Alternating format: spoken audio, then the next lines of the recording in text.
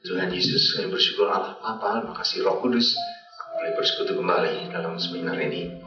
Kami mengucap syukur untuk setiap orang yang membawa hadir di tempat ini. Dan kami berdoa juga untuk mereka yang masih di jalan. Kami mohon para malaikat membantu supaya cepat bersama-sama kami.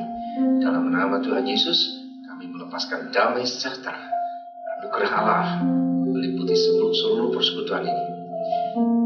Kami bersyukur Bapa, setiap saat kami mendapat kesempatan mendengar firman. Karena firman itu menjadi hidup di dalam kami dan merombak kami. Dalam nama Tuhan Yesus Kristus kami telah berdoa. Haleluya. Amin. Shalom. Ya, saudara, ini judul yang kita hendak bahas. Manfaatkan semua keadaan untuk naik tingkat. Situasinya baik tidak baik, pokoknya naik. Amin. Amin. Baik. Ada satu peristiwa di dalam sejarah bangsa Israel. Sesudah Daud meninggal, kerajaan dipegang oleh Salomo. Salomo selama memerintah kerajaan itu tidak pernah berperang. Damai. Dia raja damai. Raja Shalom. Salomo kemudian punya istri banyak sekali. Istrinya 300, gundiknya 700. Jadi genap 1000. Nah, pada masa tuanya dia terbawa oleh istri-istrinya yang kafir, yang pada umumnya itu putri dari raja-raja sekitarnya yang dia kawini semua sehingga damai sejahtera. Jadi tidak ada peperangan antara menantu dengan mertua. Akibatnya putri-putri ini membawa agamanya masing-masing, pemujaan kepada berhala-berhala dan tidak menyembah kepada Yahweh. Lama-lama sudah dia tua, akhirnya dia ikut-ikut dalam penyembahan berhala.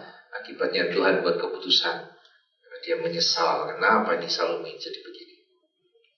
Ketika Salomo mati, Tuhan membagi kerajaan itu menjadi 2, yaitu 10 suku diizinkan dibawa oleh bekas pembantunya, bekas asistennya Salomo, yang namanya Yerobeam. Tinggal 2 suku yang dipertahankan Tuhan, yaitu Yehuda dan Benyamin. 2 suku ini membentuk bangsa Yahudi. Ya, suku Yehuda plus Benyamin disebutnya Yahudi. Nah, kerajaan ini berganti-ganti rajanya. Yang ikut Yerobeam itu sudah memang dari awal diajak menyembah kepada dewa dari Mesir, ya, berhala Mesir. Karena Yerobeam ketika dia bentrok dengan Salomo, dia kabur ke Mesir, dan dari sana dia membawa agama Mesir ini. Orang Israel menyembah lagi lembu emas. Nah, turun-temurun, raja berganti raja, demikian juga agama ganti-ganti. Lama kemudian mereka menyembah Baal. Dari Mesir pindah agamanya orang Fenisia, saya kira itu Baal.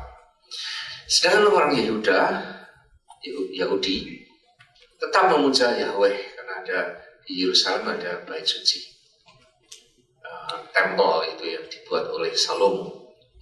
Tapi rajanya juga tidak selalu taat kepada Tuhan, sehingga kadang-kadang mereka juga jatuh dalam penyembahan berhala dan tidak menghormati itu Yahweh. Sampai pada suatu saat, ya, Tuhan membuat keputusan ini harus dihukum. Jadi bangsa Israel yang 10 suku yang memang sudah dari awal itu membela kepada Tuhan itu duluan dikepung oleh orang Assyria, dan orang-orangnya dibawa ke pembuangan suatu tempat.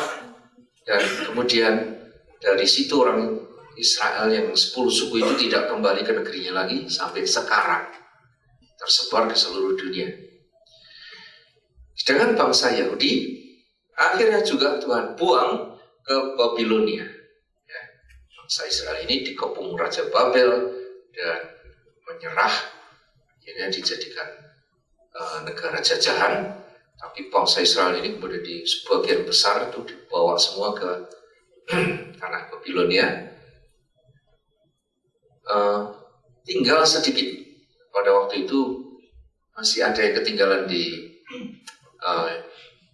Yehuda ya, tanah Yehuda.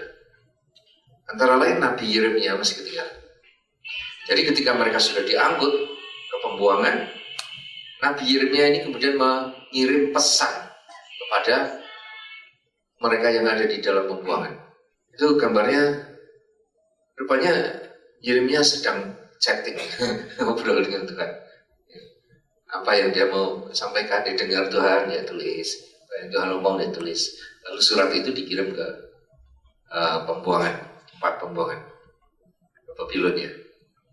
Pesannya begini, salah satu ayat yang menarik begini. Baca sama-sama, 1, 2, 3. Sebab beginilah firman Tuhan, apabila telah genap 70 tahun bagi Babel, barulah aku memperhatikan kamu. Aku akan menepati janjiku itu kepadamu dengan mengembalikan kamu ke tempat ini. Lalu, tadi ayat berapa ya? 29 ayat 10, ini lanjutannya saudara.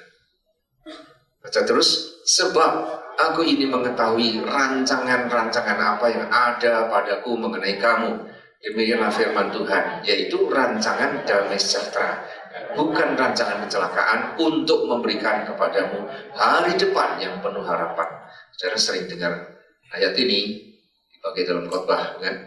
Aku mengetahui rancangan-rancangan apa yang pada mengenai kamu, yaitu rancangan damai sejahtera, bukan rancangan kecelakaan, untuk memberi kepadamu hari depan yang penuh harapan. Tapi saudara, ini masih belum selesai ayat 12 dan 13 di sini. Teruskan ya, 1, 2, 3. Dan apabila kamu berseru dan datang untuk berdoa kepadaku, maka aku akan mendengarkan kamu. Apabila kamu mencari aku, kamu akan menemukan aku. Apabila kamu menanyakan aku dengan segenap hati, aku akan memberi kamu menemukan aku. Demikianlah firman Tuhan. Dan aku akan memulihkan keadaanmu dan akan mengumpulkan kamu dari antara segala bangsa, dari segala tempat kemana kamu telah kucerai-beraikan. Demikianlah firman Tuhan. Dan aku akan mengembalikan kamu ke tempat yang dari mana aku telah membuang kamu. Ini pesan yang diterima oleh Yeremia dan dikirim kepada orang pembuangan itu. Tuhan menerangkan, sebetulnya aku punya rancangan-rancangan yang baik tentang kamu. Aku akan memberi masa depan yang penuh harapan. Nanti tiba saatnya aku kembalikan kau, aku akan mengadakan pemulihan. Kau akan kembali ke tempatmu semula. Dan waktu itu nanti engkau mencari aku, engkau mendapatkan aku.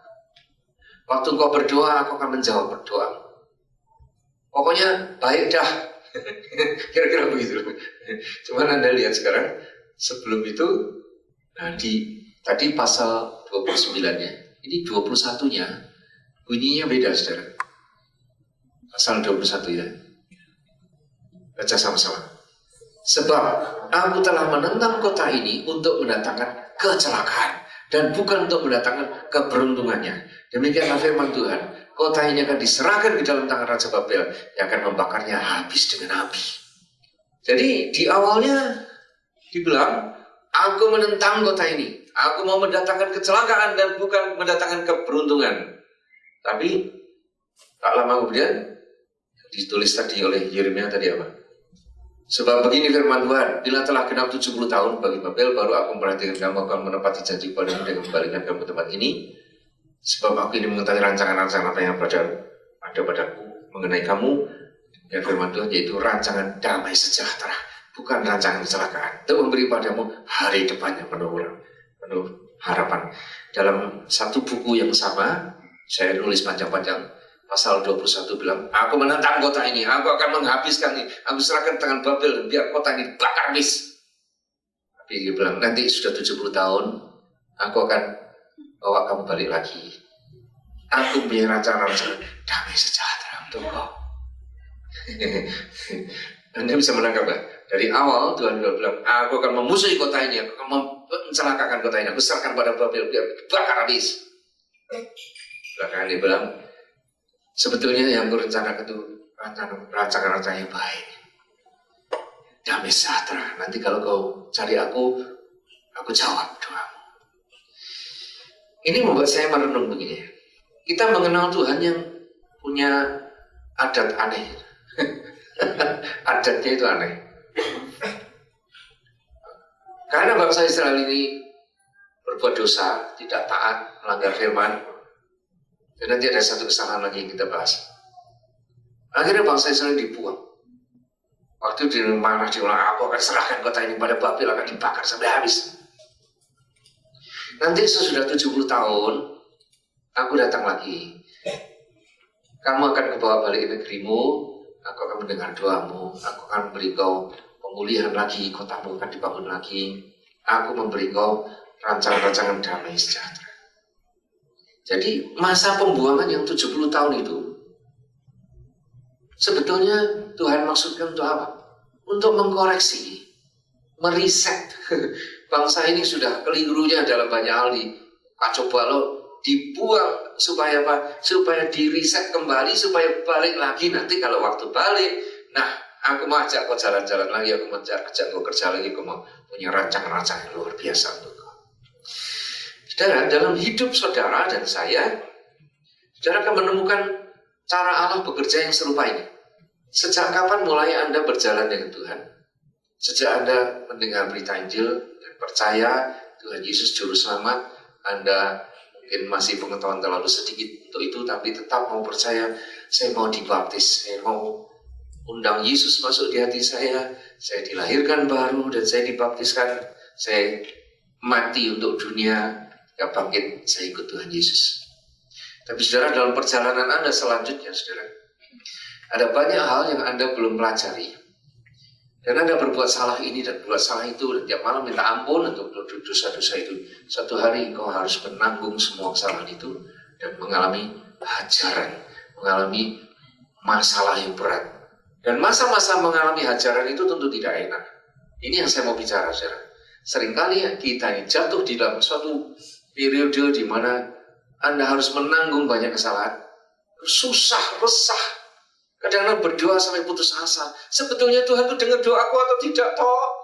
Sebetulnya Tuhan itu ada atau tidak?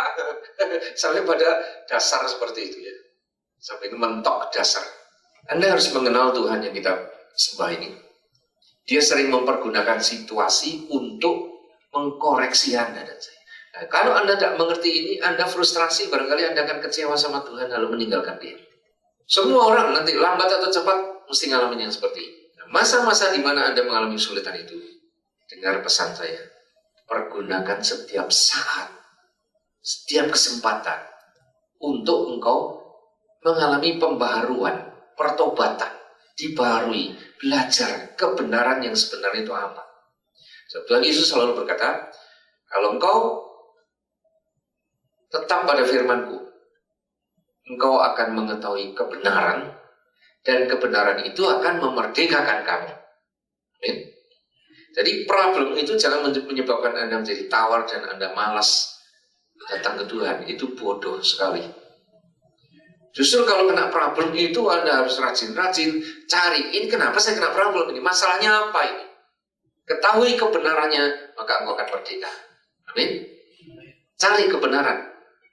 Jangan sibuk merenung-renung, menyesal-nyesali diri, lalu menyalah-nyalahkan Tuhan lagi. Itu bodoh sekali. Bangsa Israel, untuk kesalahan mereka harus dibuang 70 tahun. Itu satu angkatan itu. Ya, jadi yang dibuang itu ada yang digendong bapaknya, bayi, si kecil si Nelo yang di sana itu. Waktu di pembuangan itu ada yang anaknya baru umur berapa lah, 1 tahun aja belum ada, gendong. Sampai di tanah pembuangan itu, anak ini tumbuh, papi maminya mati, dia tumbuh sampai jadi umur 70 tahun. Kakek-kakek itu baru dia balik ke Yerusalem. Selama itu dia dibuang. Gimana dia ingat negerinya kayak apa dulu? Masih bayi. Nah, itu yang fresh baru lahir dibawa sana 70 tahun, baliknya kakek-kakek gitu. Nah, ada yang orang belum pernah lihat negeri asalnya, karena lahirnya di Babilonia. Diceritain negara kita itu dulu sebetulnya begini, ada bait suci yang luar biasa bagus. Allah hadir begini, dongengin tentang bagaimana riwayat perjalanan orang Israel keluar dari negeri Mesir, dan Musa dengan hukum Taurat yang dididik itu anak cuma dengerin. Wah, kapan kita tur lihat negeri kita sendiri? Tidak bisa, kita ini orang buangan. Tidak bisa. Baru sudah ada dekret yang dikeluarkan oleh Raja Cyrus, ya, pada zaman Raja Cyrus, sebab Babilonia kemudian berganti-ganti, saudara. Babilonia ini kemudian pada waktu zaman Raja Belsasar, itu anaknya Nebukadnezar, diserbu sama Raja Darius. Lalu Darius kemudian digantikan oleh Cyrus. Ya, jadi negara Babilonia berubah namanya jadi Kerajaan Media Persia, Kerajaan Persia, dan setelah itu baru bangsa Israel boleh pulang. Jadi ada banyak waktu dalam hidup kita ini di mana kita seringkali dibawa Tuhan masuk dalam suatu saat di mana Anda seolah-olah seperti dibuang dalam keadaan kesulitan, tertekan, ditindas. Yeremia memberi pesan, berlakulah baik di negeri itu, jadilah berkat di negara itu, bangunkanlah kota, adakanlah, share, bagikan apa yang kau punya, ajar orang-orang sekitarmu, manfaatkan waktu itu sebaik-baiknya. Masa pembuanganmu masih lama, selama dibuang, baik-baik saja jadi berkat di sana. Tuhan sendiri bilang, nanti satu hari aku akan kembalikan, dan saat itulah aku akan mulai lagi dengan kau. Dan aku akan gampang ditemukan. Kau doa, aku jawab. Aku memberikan hari depan yang penuh harapan. Dan bila kau berseru dan datang untuk berdoa padaku, aku akan mendengar kamu. Bila kamu mencari aku, kamu akan menemukan aku. Bila kamu menanyakan aku dengan segenap hati, aku akan memberi kamu menemukan aku. Demikian firman Tuhan, aku akan memulihkan keadaanmu dan akan mengumpulkan kamu dari antara segala bangsa, dari segala tempat kemana kamu telah dicerai-beraikan. Bait suci yang tadinya sudah dirobohkan oleh bangsa Babilonia akan dibangun kembali. Tapi sekarang saudara, saya ajak saudara melihat salah satu alasan kenapa orang Israel dibuang, ya. Di sini Anda belajar sesuatu juga. Baca di 2 Tawarikh 36 ayat 21. Itu 23. Dengan demikian, genaplah firman Tuhan yang diucapkan Yeremia sampai tanah itu pulih dari akibat dilalaikannya tahun-tahun sabatnya. Karena tanah itu tandus selama menjalani sabat hingga genaplah 70 tahun. Dan ada satu rahasia, ada satu alasan kenapa bangsa Israel harus dibuang 70 tahun. Karena sejak orang Israel itu memasuki tanah Kanaan, mereka melalaikan satu pesan Tuhan. Sebelum mereka masuk tanah Kanaan itu, Tuhan melalui Musa sudah berpesan. Kitab Imamat, nanti kita baca. Kalau nanti kamu tinggal di tanah itu, perhatikan baik-baik. Kamu boleh bercocok tanam, kamu boleh mempergunakan tanah itu. 6 tahun kau tanam, tahun ke-7 harus istirahat. Kau Yobel, 1 tahun itu istirahat. Jangan ditanamin, jangan dikelola. Biarkan saja tumbuh liar. Kalau kamu punya pohon buah-buahan, biarin pada rontok, dimakan binatang tak apa. Kalau ada orang miskin mau ngambilin, biar saja. Jangan kau manfaatkan. Supaya apa? Supaya tanah beristirahat. Sebab tanah perlu harisan. Apa yang terjadi dengan orang Israel? Itu tidak digubris, saudara.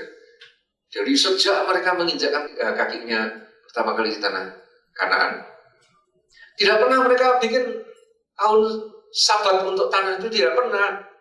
Mungkin pikirannya begini, ya sabat sih kita rayakan lah. 6 hari kerja, pada hari sabat kita berhenti menyembah Tuhan. Itu dilaksanakan, kuat sekali.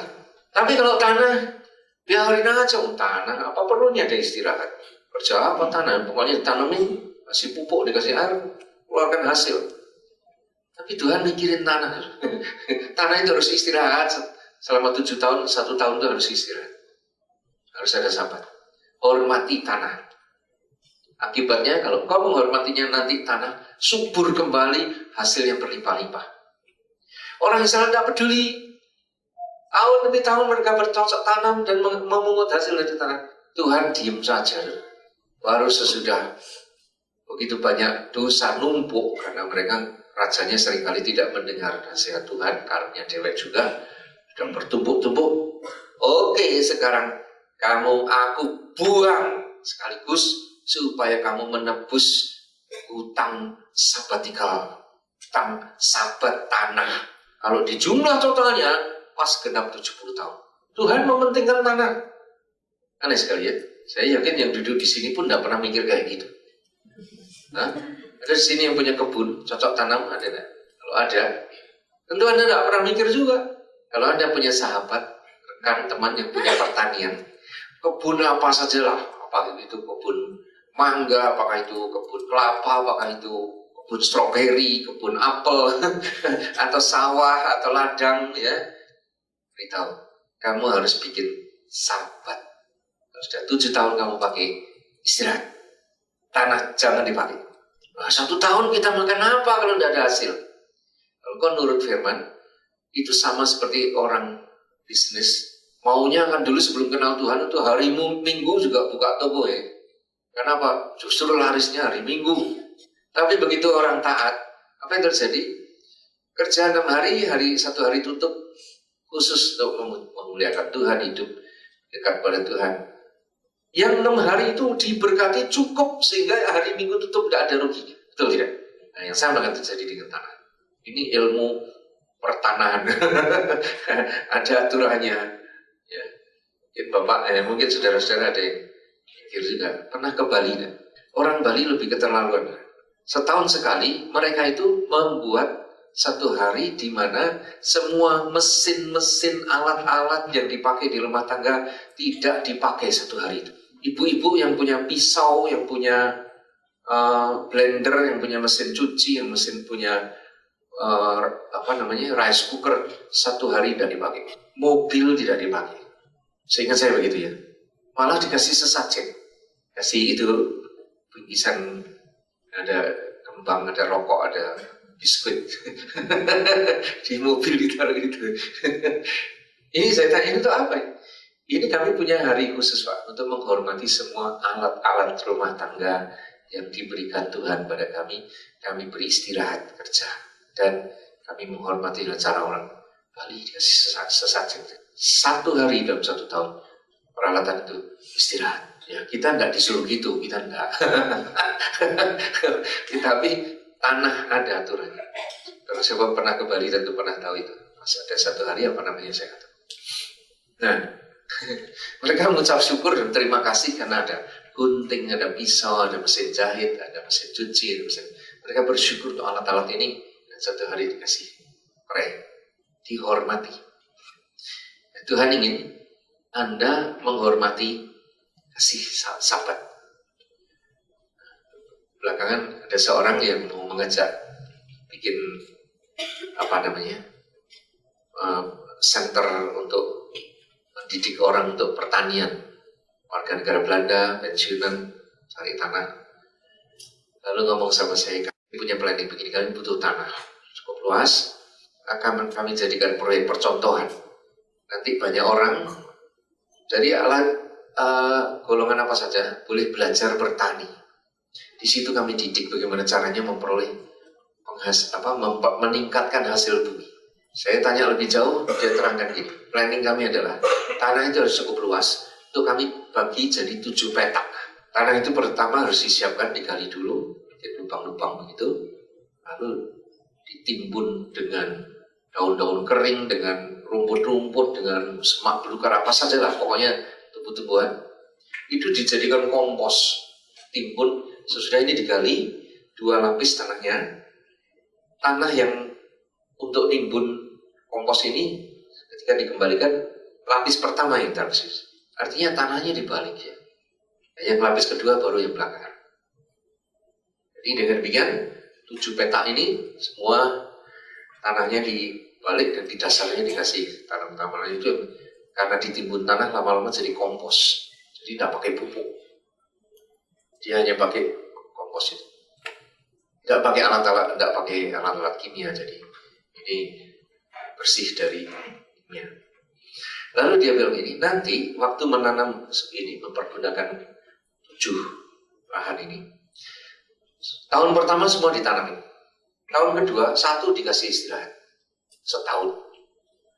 Yang 6 produksi. Tahun berikutnya hilir yang istirahat, yang kedua yang setahun istirahat sekarang suruh tanam. Jadi setiap tahun itu ada 1 petak yang tidak dipakai gantiannya. Sehingga tiap 7 tahun sekali Selalu mereka, tanah itu ada istirahatnya. 6 tahun kerja, 1 tahun istirahat. Itu rahasia bagaimana bertanam dengan sukses, dia bilang. Dasarnya dari mana? Firman Tuhan. Ini ide-ide begini, saudara, kalau Anda sendiri bukan petani, cerita sama petani coba. Cerita sama orang yang punya pertanian. Suruh nyoba. Pasti hasilnya jauh berlimpah daripada kalau dipasang, dikasih pupuk macam-macam yang mahal-mahal, gak banyak gunanya. Menurut firman Allah, itu jauh menjamin akan hadirnya berkat, betul tidak? Nah, gara-gara orang Israel lalai tentang hal ini, mereka sampai harus mengalami pembuangan 70 tahun. Dan ruginya luar biasa, saudara. Selama 70 tahun, bait sucinya dirobohkan orang Babel, rumah-rumah diruntuhkan, dibakar semua. Mereka tinggalkan negeri itu kosong. Dan baru sesudah 70 tahun mereka balik, mereka harus membangun lagi. Itu berapa biayanya coba? Itu hasil tanah selama sabatikal 70 tahun, ya, yang total jenderal 70 tahun itu, mereka harus tebus sekarang dengan sudah dibuang, baliknya mereka harus bayar lagi untuk membangun rumah lagi. Bahkan tanah-tanah sudah diduduki sama suku-suku Badui, ya, mereka bayar lagi tanahnya. Ya, orang Yahudi kenyang begitu itu. Tapi bandel terus. Bandel. Kita yang belajar dari riwayat mereka, tidak usah Anda mengalami yang seperti itu, betul tidak? Nurut, nanti kan diberkati. Lihat ini ya. Ini adalah hukum yang tadi saya bilang ditulis oleh Musa itu, Imamat 26 ayat 33. Baca 1, 2, 3. Tetapi kamu akan kuserahkan di antara bangsa-bangsa lain, dan aku akan menghunus pedang di belakang kamu, dan tanahmu akan menjadi tempat tandus, dan kota-kotamu akan menjadi reruntuhan. Pada waktu itulah tanah itu pulih dari dilalaikannya tahun-tahun sabatnya, selama tanah itu tandus dan selama kamu tinggal di negeri musuhmu. Ini bang zaman Musa menulis kitab Imamat sebelum mereka masuk tanah Kanaan tuh. Hukumnya sudah ada, sudah ditulis dalam kitab Imamat. Perhatikan, kalau kamu masuk tanahmu, jangan lupa 6 tahun suruh tanah bekerja, 1 tahun istirahat. Kalau kamu lalaikan, nanti aku akan menghunus pedang di belakangmu. Dan tanahmu akan menjadi tempat tandus dan kotamu akan menjadi reruntuhan selama masa pembuangan, supaya tanah itu pulih kembali. Baru nanti aku suruh kamu kembali, nah mulai dari awal lagi. Begitu serius saudara hukum Sabat untuk tanah. Dan gara-gara melanggar ini, mereka dibuang genap 70 tahun lamanya. Betapa seriusnya Tuhan. Pada waktu itulah tanah itu akan menjalani sabatnya dan dipulihkan tahun-tahun sabat yang belum didapatnya. Selama ketandusannya tanah itu dan menjalani sabat yang belum dijalaninya pada tiap-tiap tahun sabatmu, ketika kamu masih diam di situ. Heran sekali, begitu kerasnya dia mengatur orang Israel, begitu kuatnya aturan sabat ini harus ditaati. Kalau tidak ditaati, orang Israel harus membayarnya dengan dibuang keluar negeri dulu, supaya tanahnya tidak dipakai apa-apa. Itu serius, saudara. Nah, kalau tanah saja menuntut perlakuan supaya orang taat pada perintah Tuhan. Kalau tidak taat, mereka harus tebus itu dengan cara mengalami nasib yang buruk, dibuang ke negeri orang. Pulang harus membangun lagi dari awal. Terlebih lagi urusan dosa dengan hidup Anda. Jangan main-main dengan dosa. Ya. Nah, ini yang saya mau beri contoh sesudah ini. Bagaimana mengubah setiap keadaan yang Anda alami menjadi sesuatu yang bermanfaat. Pada prinsipnya begini, saudara. Allah itu bukan Allah yang jahat. Walaupun kadang-kadang dia berlaku jahat. Tapi dia bukan Allah yang jahat. Jadi ada sisi yang jahatnya itu ada. Kalau Anda melanggar dan membuat dia jengkel, Anda akan kena jahatnya Allah. Oh, Allah kok jahat? Karena adil. Betul tidak? Kalau kau nurut, ya tentu Anda tinggal dalam anugerah. Tapi kalau kau melanggar terus, sudah diperingatkan, tidak mau balik, pasti jahatnya akhirnya keluar juga. Anda diserahkan pada Al-Guju, dan Al-Guju sudah siap ada, itu si iblis, anak buahnya. Pada dasarnya, Allah itu Allah yang baik. Begitu Anda menerima Tuhan Yesus Kristus masuk di hati Anda dipindahkan dari sistem kerajaan dunia yang ada di bawah kutuk. Anda mati, dikuburkan dalam baptisan, bangkit, lalu Anda pindah kerajaan surga. Kerajaan surga ini di sini diatur oleh hukum yang cermat sekali, yang tertib sekali, dan disediakan welfare, jaminan yang selalu dapat diandalkan. Jadi Allah Bapa tidak pernah meninggalkan anak-anaknya. Dia tahu segala yang Anda butuhkan, Dia tahu segala yang Anda perlukan, dan Dia menyediakannya. Ya, ditulis dalam Matius 6 ayat 32, 1, 2, 3. Semua itu dicari bangsa-bangsa yang tidak mengenal Allah. Akan tetapi Bapakmu yang di surga tahu bahwa kamu memerlukan semuanya itu. Tapi carilah kerajaan Allah, dahulu kerajaan Allah dan kebenarannya, maka semuanya itu akan ditambahkan padamu. Jadi saudara, begitu Anda masuk dalam kerajaan surga, karena Anda punya Yesus di sini, Anda dimeteraikan dengan meterai Roh Kudus di sini. Jangan takut tentang makanan, tentang pakaian, tentang segala situasi. Anda tak perlu takut. Dia jamin. Tapi ada saatnya di mana orang yang walaupun ngaku anak Allah jatuh dalam kesulitan ekonomi juga. Nah, kalau masalah ini terjadi sampai Anda susah makan, sampai susah cari duit, susah hidup, yang salah itu bukan Tuhan dan bukan kerajaan surga, bukan. Anda pasti punya salah. Jadi simpel aja mikirnya gitu. Kok kejeblos dalam kesulitan? Ini apa masalahnya? Cari kebenarannya. Kalau kamu mengetahui kebenaran, kebenaran itu memerdekakan. Amin. Saya dari bulan ke bulan selalu dipelihara Tuhan dengan baik. Dan saya sedang, ya akhirnya kita ini punya tanah, saudara. Tanah di daerah Paku Haji, yaitu Cimahi Utara. Dulu saya kumpulkan dana dari mana-mana, lalu kemudian punya tanah. Sekarang ini luasnya 8,6 hektar ya. Dari dulu kepengen punya tempat retreat, punya tempat bukit doa.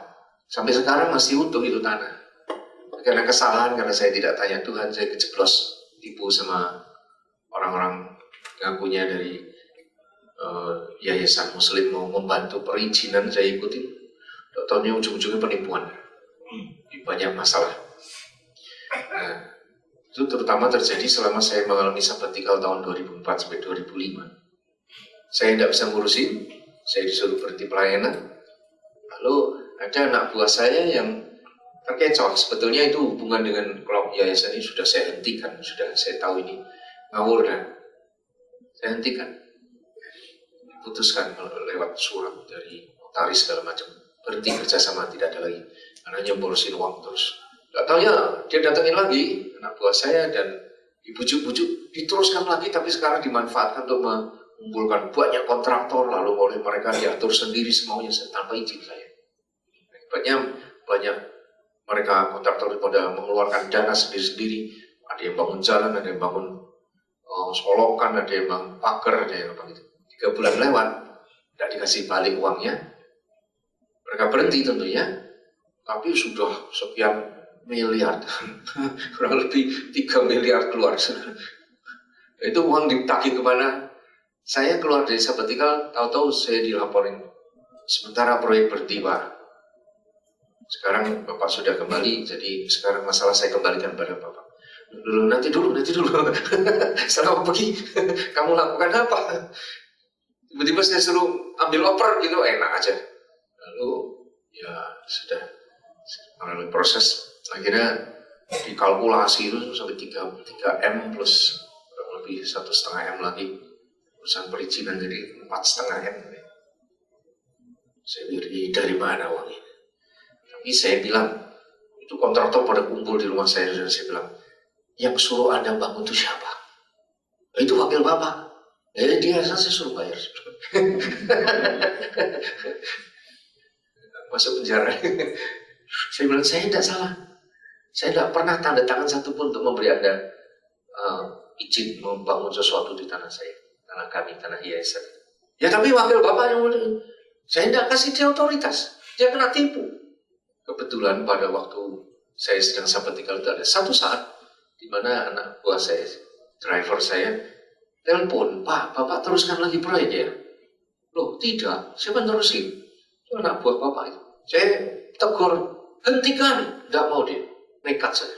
Coba kontak sama kontraktor mana yang bisa dikontak. Ada satu orang yang terima telepon saya Saya tanya, Bapak namanya siapa? Dia ngaku namanya siapa. Lalu bilang, Bapak, saya ketua yayasan. Saya tidak menyetujui pembangunan di situ. Tolong ingatkan pada semua kontraktor yang lain. Nanti Anda tidak akan dibayar. Karena bukan otoritas dari saya. Anda sedang kena tipu. Tolong kasih tahu yang lain. Saya tidak punya apa. Tidak bisa teleponin satu-satu. Tidak tahu siapa orang-orang itu. Jika mereka kumpul tuh saya bilang ini. Waktu itu siapa yang pernah saya telepon yang bilang, ya Pak, saya akan teruskan tanya Bapak. Ada yang ngaku, saya Pak. Nah kenapa Anda tidak teruskan pada yang lain? Ya Pak, saya kira saya lebih percaya pada wakilnya Bapak. Nah itu salahmu. Jadi di depan orang banyak mereka tahu saya sudah berusaha mengingatkan, tapi mereka tidak mau dengar salahnya sendiri. Ya sampai sekarang tergantung. Nah sekarang saya pikir kalau mau dibebaskan harus yang sudah pernah kerja betul-betul mengerjakan sesuatu, tanam uangnya di situ. Ya secara fair saya harus bayar, tapi caranya saya cicil sedapatnya uang saya kasih. Jadi saudara, ya bulan saya cicil berapa puluh juta, berapa belas juta. Dalam 2-3 minggu yang terakhir ini, saya heran sekali kenapa saya dalam kesulitan. Tidak ada uang masuk, lambat sekali. Saya bingung dari Tuhan tidak biasanya gini. Akhirnya saya tadinya ya tenang-tenang saja. Pokoknya kan Tuhan yang ngurus gitu. Tapi karena sudah makin lama makin mepet dan kesulitan sekali sampai saya jatuh dalam hutang, hutang kredit card, hutang ke publishing karena dia ke pengeluaran di rumah sehari-hari ada sekretaris saya Yulia itu yang mengurus. Jadi saya ambil dari uang publishing dulu, nanti tiap bulan saya bayar begitu. Karena hutang biasanya itu kalau masalah begini karena lupa bayar persepuluhan biasanya. Jadi saya ingat-ingat aku utang persepuluhan atau enggak? Saya rasa tidak, karena semua yang saya punya sekarang ini 60-70% sudah masuk untuk pekerjaan pelayanan ini. Ya, selain ada beberapa orang yang harus saya dukung support tiap bulan. Saya rasa saya tidak makan duit, saya tidak beli apa-apa. Persepuluhan saya kira saya setia beli, bahkan lebih dari persepuluhan lah, 60-70%. Jadi saya duduk di kaki Tuhan dan ngobrol, chatting, tanya, Tuhan sebetulnya salah saya ini apa? Kenapa ini uang tidak masuk? Dia jawab dengan gampang, Andreas, tidak ada permasalahan, tidak ada kesulitan. Engkau tidak salah dalam persepuluhan, persembahan, engkau oke. Cuman ada satu yang kamu lupakan, Andreas. Kamu lupakan ada satu orang yang setiap bulan saya kasih sokongan sekedarnya 500.000 bulan. Ini orang kau lalaikan sehingga dia dalam kebutuhan keuangan dia tidak mendapatkan support lagi. Saya bilang, Tuhan, itu kan sumbangan sukarela tuh Tuhan. Kalau saya mau nyumbang ya saya kasih, kalau enggak ya enggak, bukan ikatan loh. Andreas, orang itu aku percayakan kepadamu untuk disokong, untuk ditopang, dan dia sudah mengharapkan tiap bulan paling tidak dapat 500.000 dari kamu. Kamu melalaikan harapan orang. Kok gitu ya?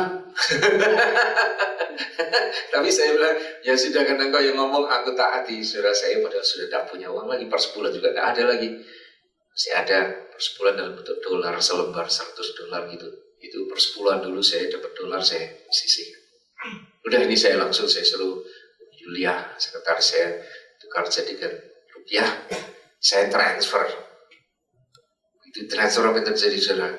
Mengalir lagi yang berkat. Bahkan tidak kemudian ada orang yang berjanji mau menolong saya di dalam perkara menyelesaikan pindah nama sertifikat tanah-tanah itu. Wow, Tuhan, aku sudah tunggu ini lama sekali. Baru sekarang Tuhan mulai buka. Ini contoh, saudara, bagaimana saya tidak gelisah, saya tidak berseru-seru sambil berteriak-teriak, Tuhan, aku genjot pintu surga, buka pintu belakang, curahkan berkat-Mu Tuhan. Tidak sampai ke situ, tidak. Apa yang saya lakukan? Saya tanya, cari kebenaran. Kebenarannya simpel sekali. Kamu melalaikan satu orang yang biasa sudah aku percayakan padamu untuk disokong. Bulan ini tidak kamu sokong. Berkat mandek. Lucu ya? Padahal itu bukan, ya kalau saya ngasih itu juga saya ambil uang persepuluhannya Tuhan gitu loh. Tapi saya enggan memberi, itu saja. Akibatnya apa? Macet. Begitu saya koreksi langsung berkat jalan lagi, saudara. Percaya tidak bahwa dalam prinsipnya ketika Anda hidup dalam kerajaan surga, Anda hidup dalam suatu sistem yang dependable, yang dapat diandalkan. Anda mesti dipelihara dengan cermat, mesti dipelihara dengan tertib, tidak pernah kekurangan. Kalau Anda sampai itu macet, engkau yang kurang. Anda yang macet, bukan berkatnya yang macet, tidak. Sesuatu yang kau lalaikan. Tahu tidak bahwa setiap orang percaya yang mengandalkan kepada Tuhan, Tuhan kadang-kadang kasih kepada Anda orang-orang tertentu yang Anda harus tanggung hidupnya. Itu dititipkan kepada Anda. Sebetulnya bukan uangmu, uangnya Tuhan. Engkau hanya disuruh membagi-bagi. Engkau hentikan karena engkau malas, karena engkau tidak suka sama orangnya barangkali. Apa yang terjadi? Berkatmu diblokir. Bisa melihat? Kalau Anda punya uang persepuluhan, kadang-kadang paling gampang kalau di gereja kan dibilang, itu untuk kerjaan Tuhan, untuk pelayanan Tuhan, perserahkan di mana Anda makan firman, di situ Anda harus berikan persepuluhan. Saya tidak melawan ini, boleh saja kalau Anda mau begitu. Tapi saya mengajar yang jauh lebih baik, yaitu karena itu uangnya Tuhan, tanya kepada Dia, kepada siapa ini harus diberi. Amin. Kalau Tuhan bilang, berikan seluruhnya pada gerejamu, berikan. Mungkin ada saatnya di mana Tuhan berkati gereja itu melimpah, Anda disuruh Tuhan untuk kasih kepada orang lain. Nurut. Orang yang nurut pada Roh Kudus justru akan diberkati berlimpah lagi. Amin. Bukan aturan yang penting. Yang penting apa kata Roh Kudus. Dengar suara Dia dengan cermat sehingga tepat. Jangan ngawur. Jangan asal, aduh kasihan ya yang ini. Ada uang persepuluhan kita kasih ya. Ini kasihan sih, kasihan. Itu tidak benar. Bukan karena digerakkan oleh perasaan belas kasihan, tapi digerakkan karena suara Roh Kudus. Anda penting sekali mendengar suara Dia dengan jelas. Jangan atas main emosi, main perasaan. Jadi kadang-kadang orang miskinnya sangat mengenaskan. Anda tanya, Tuhan, haruskah aku memberi persepuluhan Dia atau sebagian dari persepuluhan pada Dia? Tidak. Kenapa Tuhan kasihan betul ini? Aku sedang menghajar dia supaya dia bertobat dulu. Karena kalau engkau kasih, nanti dia jadi pengemis berkat. Langganan. Langganan. Terus hanya mengganggu orang, kelilingi orang percaya, orang Kristen kan semua punya persepuluhan, dia datangin tiap bulan kan nyadong gitu. Dia yang bisa kasih saya minum kali. Drink it all.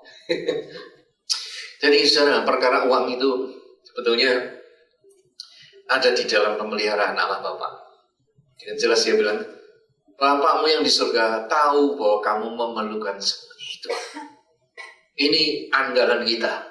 Bapak kita tahu apa yang Anda butuhkan. Anda tidak usah berteriak-teriak sambil gedor-gedor pintu surga, nggak usah. Dia tahu. Cuman kalau engkau tidak mengalami berkat, barangkali ada sesuatu yang engkau lalaikan dalam tanggung jawab urusan keuangan administrasi surga ini. Anda sebenarnya diangkat jadi pembawa berkat. Dia punya banyak uang. Dia titipkan kepada Anda untuk Anda diberi percaya untuk menyalurkan pada orang lain. Salurkan, jangan diblokir. Amin. Baca sama-sama. Itu 2-3. Siapakah hamba yang setia dan bijaksana, yang diangkat oleh tuannya atas orang-orangnya untuk memberikan mereka makanan pada waktunya? Apakah Anda dapat dijadikan penyalur berkatnya Allah yang dapat diandalkan? Setiap orang harus tanya sama Tuhan, Tuhan, ini uang pada siapa harus disalurkan? Nanti Tuhan kasih orang-orang tertentu yang dipercayakan kepada Anda untuk Anda selalu bagikan makanan, sebab mereka butuh makanan. Jangan mempersoalkan, oh itu orangnya malas, tidak suka saya. Bukan perkara suka tidak suka. Tuhan kasih beban untuk Anda menolong orang itu. Taati. Mungkin pada saat Anda harus menolong orang itu dalam keadaan yang sebenarnya tidak layak ditolong karena apa? Malas kerja, suka mengeluh kesah saja terus, rewel atau apa macam-macam, apapun alasannya, kalau Tuhan suruh kasih. Amin. So, pada satu saat orang itu mengalami pertobatan barangkali karena kasih Anda, dan orang itu akan bertumbuh dan mungkin bertumbuh jauh lebih cepat daripada Anda malah secara rohani. Ya, dan waktunya Tuhan menggarap orang melalui Anda, tapi Anda yang harus menyalurkan berkat. Jadi ini tugas dari hamba-hamba Tuhan. Anda adalah hambanya Allah. Sejak terima Tuhan Yesus, Anda adalah imam-imamnya Allah. Sekarang persoalan lain, saudara. Banyak telepon masuk pada saya urusan persoalan perkawinan. Kemarin ada satu hamba Tuhan, bimbingan saya, dia melayani di luar biasa, Tuhan pakai dia. Lalu dia mau tanya, Pak, saya mau konseling satu hal. Saya sejak lahir baru, saya itu berhenti hubungan dengan istri saya. Sebab saya ingin sungguh-sungguh melayani Tuhan. Saya ikut Tuhan sungguh-sungguh untuk melayani kehendak Tuhan. Jadi hubungan suami istri itu saya hentikan. Istri saya suka marah-marah. Sekarang hal pertara itu bagaimana sih Pak sebetulnya? Saya bilang ini, ya kalau Anda punya istri ya penuhi kewajiban Anda sebagai suami. Jangan modelnya main begitu. Ada saat-saat di mana Anda membutuhkan waktu untuk berdoa dengan tenang. Sehingga urusan hubungan suami istri menjadi menghalang, pengganggu. Bikin persetujuan untuk bertarak. Nah itu mesti ada limit waktunya berapa lama. Bikin target bersama yang disetujui bersama-sama. Jangan dengan begitu Anda menciptakan ketegangan di satu pihak, sedangkan Anda enak saja mendekat kepada Tuhan, menjadi orang rohani. Sesuatu itu tidak terlalu rohani, jadi pengganggu gitu. Ya, jadi ruwet. Ini rohaninya keterlaluan, keterusan, sampai totaliter gitu loh. Cinta Tuhan sudah. Sampai hubungan dengan istrinya dia lalaikan. Akibatnya istrinya cari segala macam perkara untuk menjelekkan suaminya, untuk marah, untuk menuduh segala macam gitu. Ya baca ini ya, 1 Korintus 7 ayat 5, 1, 2, 3. Janganlah kamu saling menjauhi kecuali dengan persetujuan bersama untuk sementara waktu, supaya kamu mendapat kesempatan untuk berdoa. Sesudah itu hendaklah kamu kembali hidup bersama-sama, supaya iblis jangan menggodai kamu karena kamu tidak tahan bertarak. Yang diwajibkan untuk menikah ya jalani kewajiban menikah. Amin. Kalau yang diwajibkan bertarak, ya bertaraklah. Saya sejak istri saya mati, saya bertarak terus sampai hari ini. Tugas kan begitu tuh. Jalani tugas itu dengan baik gitu loh. Kalau masih punya istri ya jalankan tugasmu sebagai suami.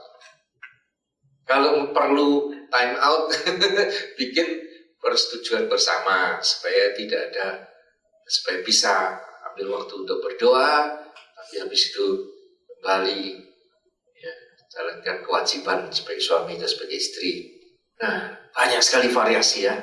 Ada yang tanya gini, Pak, ada sepasang suami istri, suaminya jatuh dalam perzinahan, istrinya terlalu dekat kepada Tuhan.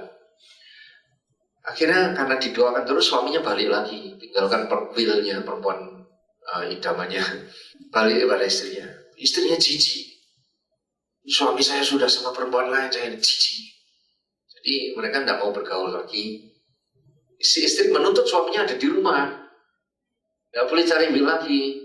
Tapi suami istri ini hubungannya udah dingin. Kenapa? Si istri udah jijik sama suaminya. Bagaimana Pak ini? Ya si istri harus bijaksana. Kalau memang hatinya tidak mengizinkan karena ada perasaan seperti itu, ya harus ngomong sama suaminya terus terang. Saya belum punya hati untuk hubungan suami istri. Maafkan saya, tapi mari kita bina bersama. Saya ingin kita mengalami proses supaya dibersihkan, dikuduskan, ditahirkan, menuju kepada persatuan kembali. Kalau istrinya hanya menolak, suaminya kan bingung. Ngeleweng perempuan lain nggak boleh, tapi si istrinya nggak mau melayani dia. Bagaimana itu? Banyak perempuan tuh egois karena perasaannya juga. Ini masalah, menciptakan ketegangan. Kayak anjing aja tidak dikasih makan tapi dirantai gitu. Tidak boleh keluyuran cari makan di tempat sampah, nggak boleh. Dirantai. Tapi ngasih makan juga enggak. Jadi mesti bijaksana lah. Mungkin perasaan tuh ya harus nyatakan saja, saya masih punya perasaan ini. Tapi mari kita di proses, sebab di dalam Tuhan selalu ada jalan keluar, betul ya. Ada inner healing, ada pelayanan pelepasan, ada itu bisa memulihkan kembali sampai dua-duanya kemudian sama-sama hidup dalam keadaan harmonis dan melayani Tuhan. Masalah itu sebetulnya hanya menjadi sarana untuk mengubah seseorang menjadi lebih indah dan lebih elok, semakin serupa dengan Tuhan Yesus. Amin. Ada yang datang pada saya bilang ini, Pak Andreas, suami saya kira saya yakin dia sudah punya perempuan lain.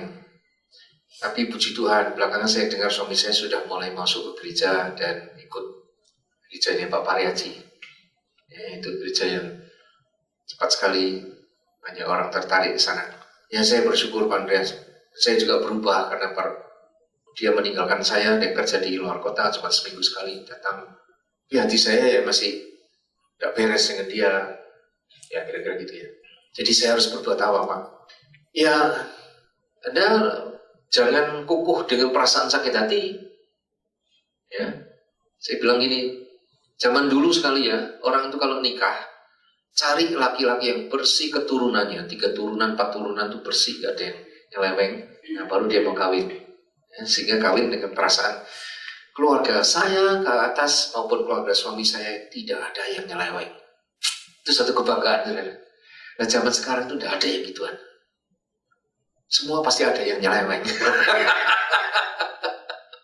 Jadi model kebanggaan kuno itu sudah tidak laku sekarang, ngerti kan? Sekarang ini apa adanya lah, ya bekas-bekas tak apalah gitu. Asal bisa direparasi. Sekarang kemajuan dalam pertumbuhan pelayanan rohani, kita bisa reparasi. Jadi sekarang yang penting itu bukan apakah dia turunannya 3 turunan murni, itu susah nyarinya sekarang, barang langka, sulit cari. Saya cari orang yang memang hatinya mau mendekat kepada Tuhan, itu saja.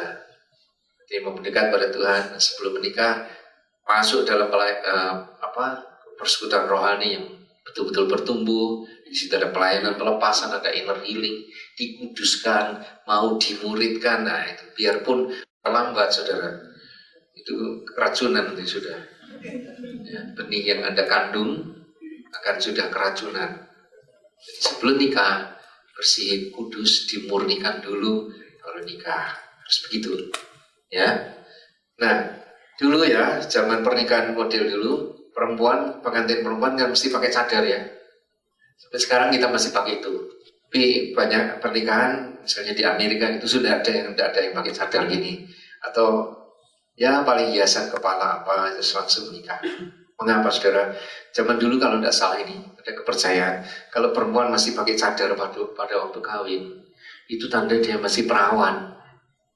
Kalau sudah tidak perawan, tidak perlu dikasih cadar, ya sudah terbuka. Apakah itu masih begitu atau tidak? Saya kira orang sekarang sudah tidak peduli lagi. Ini pernikahan orang Yahudi, ya, pakai topi, tambangnya ini orang Yahudi ini, masih pakai cadar. Jadi pada hari perkawinan cadarnya dibuka, pengantin disuruh mencium nantinya. Ceritanya ciuman pertama, padahal kita tahu itu sudah yang ke 1000 sekian. Kalau zaman dulu kan gitu ya, nggak boleh cium-cium, pegang-pegang, belum kawin loh. Sekarang nggak ada aturan gitu, udah nyolong duluan, ciumi lah bisa-bisa sudah. Jadi ini bukan cium pertama, cium yang sekian ribu kali. Nah, tapi tetap di dalam perkawinan berlaku hukum ini saudara. Mazmur 15 ayat 1, baca dulu 1, 2, 3. Mazmur Daud, Tuhan, siapakah yang boleh menumpang dalam kemahmu? Siapa yang boleh diam di gunungmu yang kudus? Yang memandang hina orang yang tersingkir, tapi memuliakan orang yang takut akan Tuhan, yang berpegang pada sumpah walaupun rugi. Secara ini saya potong dari ayat 1 sampai ke ayat 2, 3, 2 dan 3-nya saya lompatin, saya ambil pendeknya saja. Ini yang penting, saudara. Renungkan sebentar ya. Ini pertanyaan Daud. Tuhan, siapakah yang boleh menumpang dalam kemah? Kemahnya Tuhan itu yang di mana? Kemahnya Tuhan di mana? Di surga. Itu tempat kediamannya Allah. Ya, ini bahasa puitis makanya. Tuhan, siapakah yang boleh berdiam dalam kemahmu? Kemahnya Tuhan itu surga. Artinya dengan kata lain, siapakah yang boleh masuk surga ya Tuhan? Betul tidak? Ya, yang tidak berlaku serong, tidak berlaku curang kepada temannya, tidak memfitnah, tidak apa begini macam-macam. Lalu salah satu yang penting yang ayat 4 ini, yang memandang hina orang yang tersingkir dari yang disingkirkan Allah. Maksudnya Allah memandang dia hina, ya kita harus memandang seperti dia lah.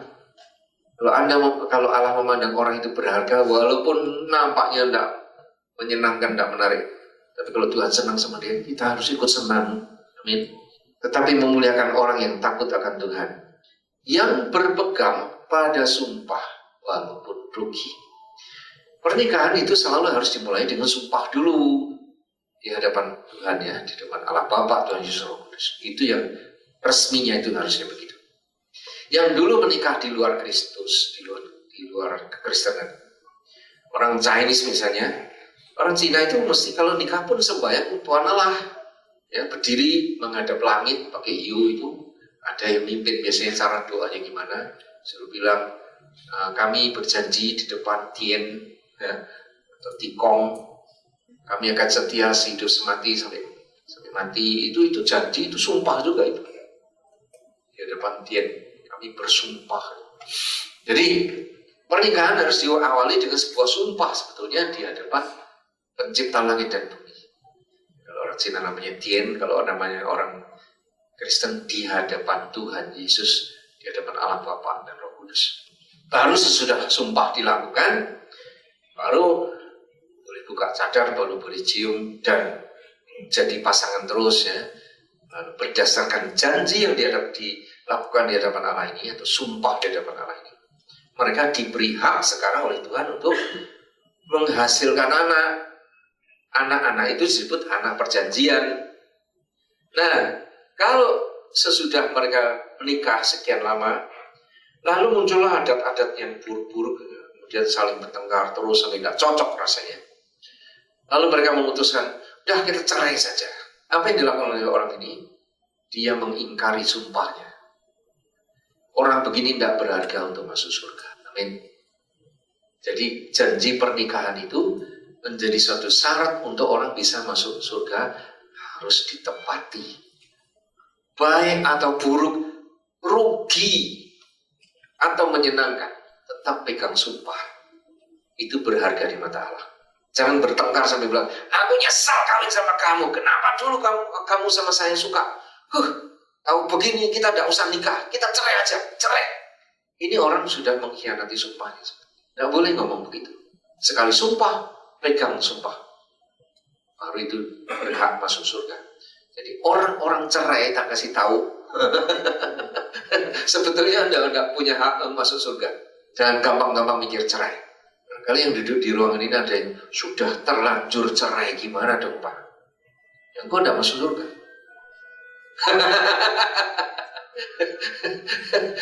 Kecuali engkau bertobat. Bertobat itu artinya apa? Balik kepada janjimu semula. Bukan bertobat, ya sudah minta ampun Tuhan, janji itu batalin saja ya, tolong ya. Sekarang aku tak bikin janji yang baru dah sama orang lain dah. Itu mah bukan bertobat.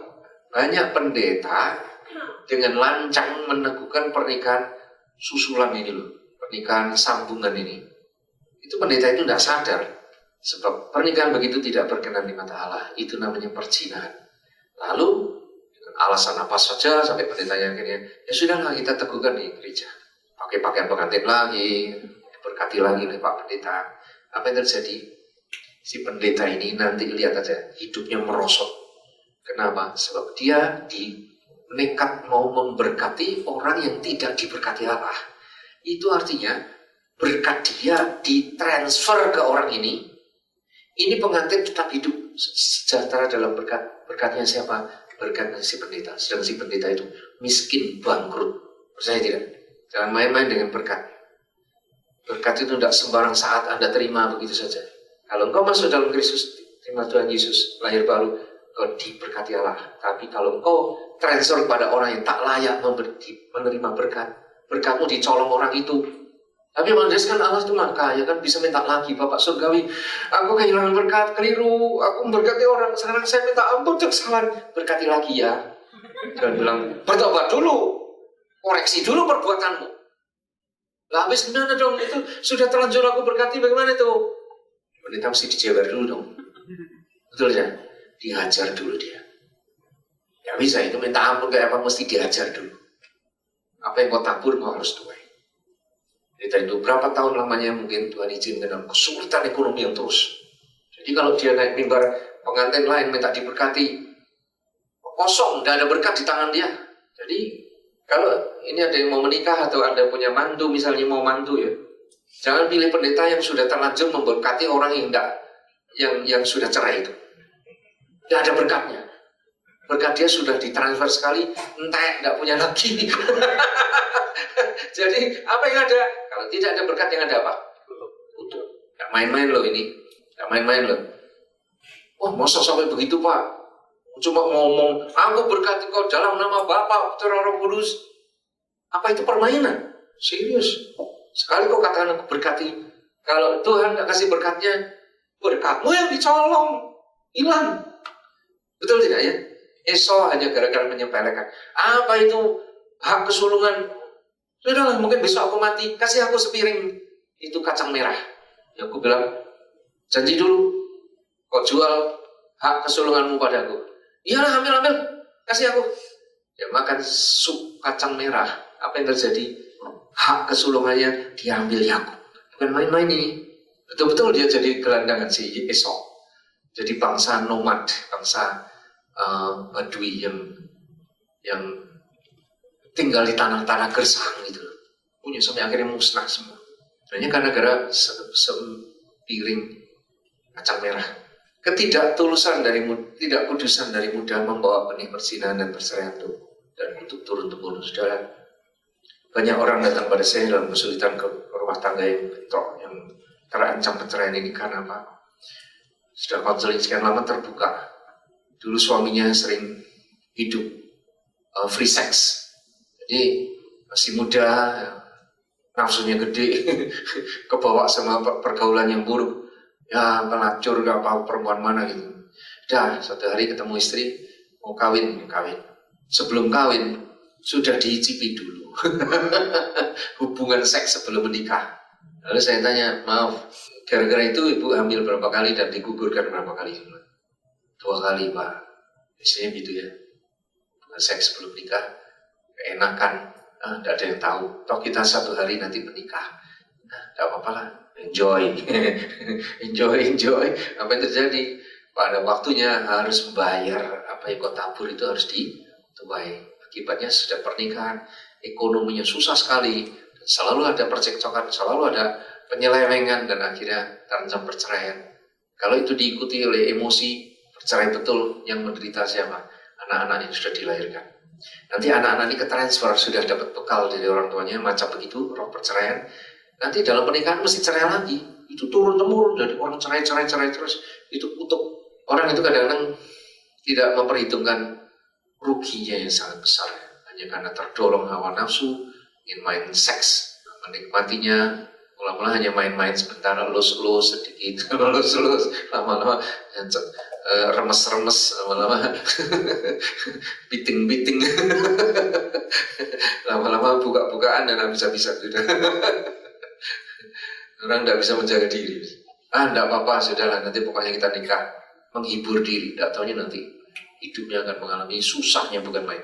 Jadi apa yang kau pernah tabur dulu, itu hanya belakangan. Masalah penyakit.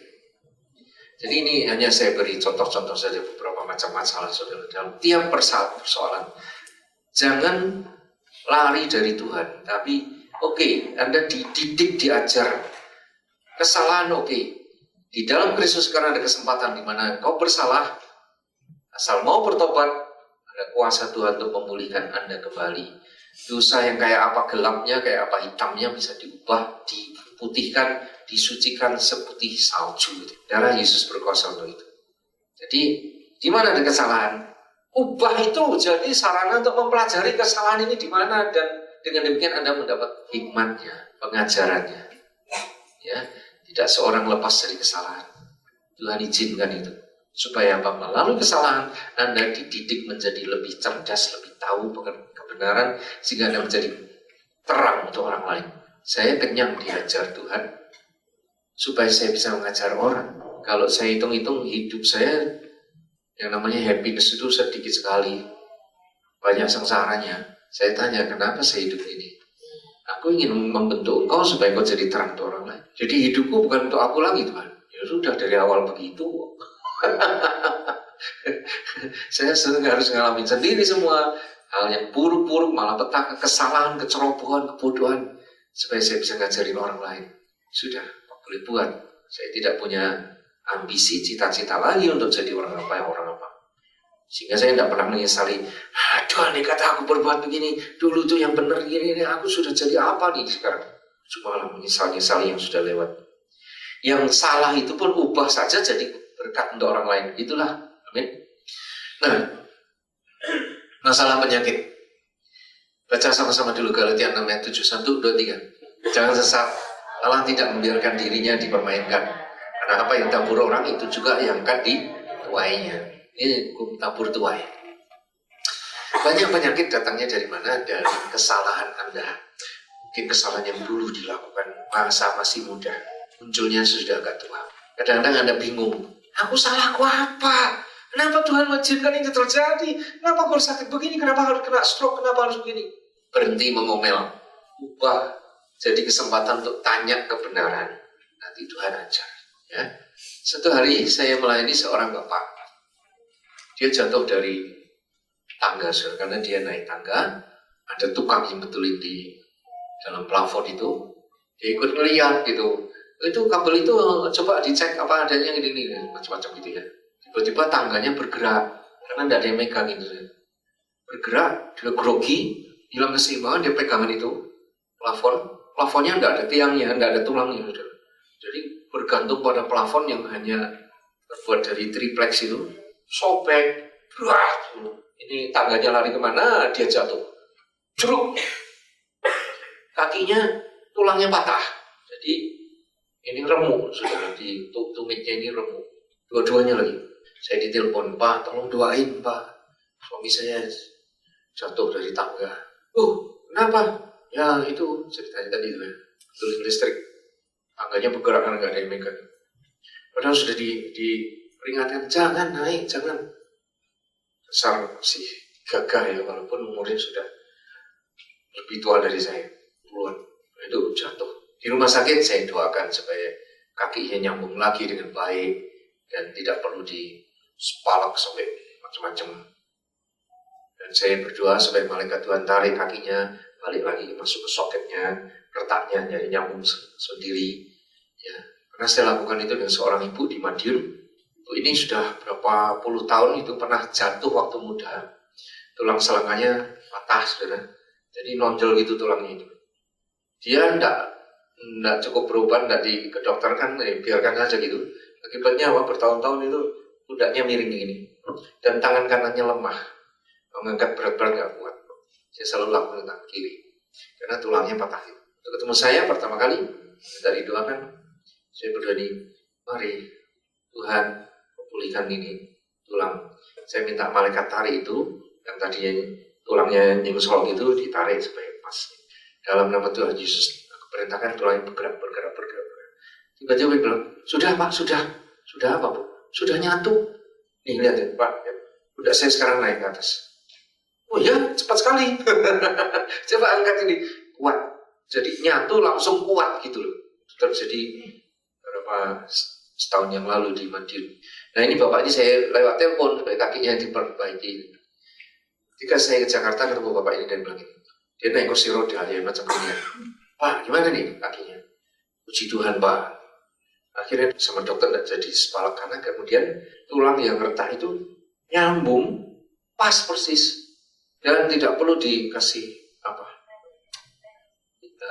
pen. Hanya diikat sama kawat saja katanya. Waduh, puji Tuhan. Itu sudah mujizat lah. Ya, sebetulnya kalau dia tidak perlu ke dokter pun tidak apa-apa itu. Istirahat aja nanti nyambung sendiri karena sudah didoakan dan malaikat sudah kerjakan. Hanya karena dokter yang tangani ya mau tidak mau harus ada diikat kawat atau segala gitu. Lalu dia tanya, Pak, apa hubungannya antara kitab Kejadian 2 itu dengan kaki saya Pak? Karena sama-sama di Kejadian 2 itu permusuhan antara perempuan dengan benih ular ya. Aku akan mengadakan permusuhan antara kau dengan benih ular ini dengan benih perempuan ini. Keturunannya akan meremukkan kepalamu, tapi kau akan meremukkan tumitnya. Jadi tumit saya dua-duanya remuk, Pak. Apa hubungannya, Pak? Tidak ada. Tidak ada, Pak. Ini pasti gara-gara Bapak ini pernah waktu mudanya ini salah pakai kakinya ini. Coba berdoa, ingat-ingat, nanti Roh Kudus ingatkan. Ini pasti karena kesalahan waktu muda. Tidak tahu Bapak kakinya dipakai untuk apa dulu ini. Tahu nggak, lewat seminggu dia telepon ke Bandung. Saya sudah di Bandung. Pak Andres dipakai Tuhan, betul. Bapak itu ngomong betul. Saya diingatkan, waktu saya muda itu, waktu saya kuliah, saya itu nakal, Pak. Saya suka ngintip ke tempat pelacuran. Saya tidak melacur, tapi ngintip perbuatan mereka itu loh. Dan menikmatinya. Lihat orang berzina. Dan saya ajak teman-teman saya. Jadi kami datang ngintip-ngintip juga sama-sama gitu loh. Datang ngintipnya di mana saya nggak tahu. Tukang ngintip. Itu kaki saya memang bawa ke tempat yang salah, Pak. Makanya saya kena sekarang. Betul Bapak ngomong itu betul tadi. Jadi kakinya kapan dia harus bayar? Umur 70-an. Padahal itu kesalahan apa? Waktu masih Bapak yang sama ini pernah saya cerita itu dulu kan. Pak, saya minta didoakan, kaki saya kok sakit terus, Pak. Jadi saya sudah doakan berkali-kali, tidak hilang. Sudah berapa kali saya ketemu dia, saya doain tidak hilang. Ini kalau digerakkan gitu sakit, kaku gitu. Terakhir dia minta didoain lagi, saya bilang, oke, saya doakan ya. Saya periksa memang pendek sebelah. Perintahkan memanjang, tidak memanjang. Saudara. Saya pikir ini apa gara-gara ini orang GKI ini dulu. Orang GKI itu sukar-sukar didoakan. Karena imannya tidak pernah dilatih, saudara. Selalu kalau berdoa, Tuhan aku mohon kau jamah aku, sembuhkan aku percaya engkau akan sembuhkan aku. Jadi imannya itu iman akan, tidak pernah sudah gitu, tidak pernah. Tidak bisa masuk di otak mereka. Selalu akan, jadi berharap terus. Kapan ngambilnya itu? Sudah berharap-harap, sudah dibayar oleh Tuhan Yesus 2000 tahun lalu, tapi masih menanti. Iman itu harus sekarang. Saya percaya itu sudah lunas, sudah dikerjain Tuhan. Baru terjadi sesuatu. Ini orang begitu. Ya sudah saya doain ya. Tidak terjadi sesuatu. Saya bilang mungkin nanti kalau Bapak tidur Roh Kudus suka kerjain. Gini Pak Andreas, satu lagi. Kenapa ya? Kalau saya tidur mimpi itu selalu kembali ke kota saya yang dilahirkan. Dia lahir di Jawa Tengah, di kota Selawi. Kalau mimpi selalu balik ke sana aja gitu loh. Ada nggak yang gitu di sini? Kalau mimpi kembali ke kampungnya dulu waktu kecil. Ada? Ada nggak? Tidak ada yang puji Tuhan. Bapak ini, saya bilang, oh itu ikatan jiwanya Bapak masih ada di situ, di kotanya. Saya doain. Bapak Surgawi yang meminta agar memori tentang masa kanak-kanak ini dihapus dalam nama Tuhan Yesus. Dia tidak perlu lagi kembali ke masa kanak-kanaknya, dan aku lepaskan ikatan batin dengan tempat kelahirannya, rumahnya, kebunnya, kota itu. Dalam nama Tuhan Yesus, sekarang rohnya terlepas dan tidak balik-balik ke kotanya lagi. Hapus memorinya dalam nama Yesus. Amin. Tiba-tiba, Pak, kok saya tiba-tiba diingatkan. Waktu saya kecil itu saya suka nyuri uangnya Papa. Kok tiba-tiba ingat gitu, Pak? Oh, itu sebabnya Bapak masih terikat di situ. Karena ada urusan dosa yang belum diakui. Ya sudah, sekarang berdoa. Bilang, Tuhan Yesus, saya minta ampun. Jika saya di kota saya, waktu kecil saya suka nyuri uangnya Papa. Ampuni dosa saya. Dan aku bicara kepada rohnya Papa, entah Papa di mana. Papanya dulu belum percaya Tuhan Yesus. Saya minta ampun, Pak. Saya mencuri uangnya Papa. Ampuni dosa saya. Terima kasih. Saya berdoa supaya Papa ketemu Tuhan Yesus dan di alam roh Papa boleh belajar dan menerima Tuhan Yesus supaya dipindahkan ke kerajaan Tuhan Yesus. Tuhan Yesus, saya bersyukur dan terima kasih. Haleluya. Amin. Pak, kaki saya sekarang sembuh. Sudah sembuh sekarang. Saya itu bingung. Ini tak doain berkali-kali nggak sembuh. Ternyata masalahnya terletak di dosa masa kanak-kanak dulu. Suka nyolong duitnya papi. Itu ketika tidak lama sudah itu 3 bulan sudah itu dia jatuh dari tangga itu. Saya bilang itu pasti sama lagi Pak ini. Pasti ada dosa masa kanak-kanak ini. Ternyata betul kakinya itu kan pergi ke tempat pelacuran walaupun tidak berzina tapi dia suka ngintip orang berzina, saudara. Ini ada Pak Lukas di sini juga bilang, Pak Andreas, Belakangan ini saya diajar Roh Kudus. Ada orang-orang yang dituntut oleh setan.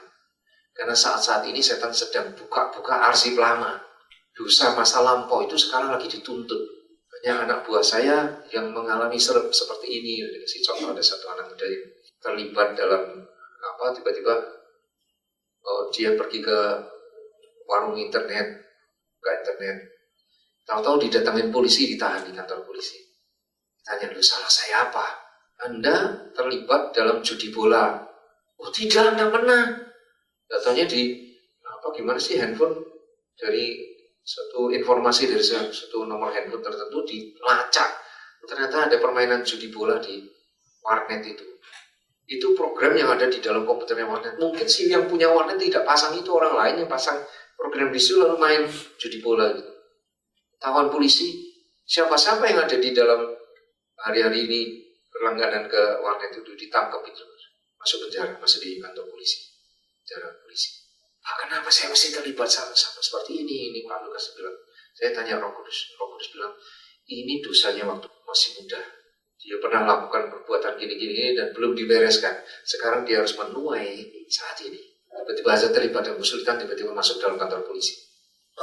Jadi dulu namanya mendadak harus menuai. Saudara, ini hal yang sukar dideteksi kalau tidak tanya Roh Kudus, betul tidak? Mana tahu kenapa tiba-tiba nasib ada jadi buruk. Dulu ada yang kau tabur, harus dituai. Banyak penyakit karena masalah seperti ini.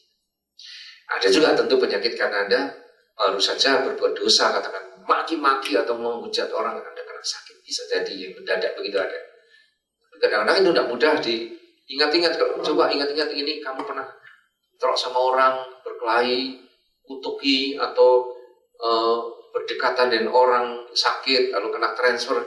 Tidak sama sekali, semua tidak ada. Nah, barangkali dulu ada dosa. Ini hanya orang yang bekerja di dalam roh yang bisa mengerti begitu, betul tidak? Nah saudara, pengalaman begini saya share, satu hari engkau akan mengalaminya. Kalau engkau mengalaminya, kunci keluarnya sebetulnya sederhana. Tanya Roh Kudus. Roh Kudus memberitahu.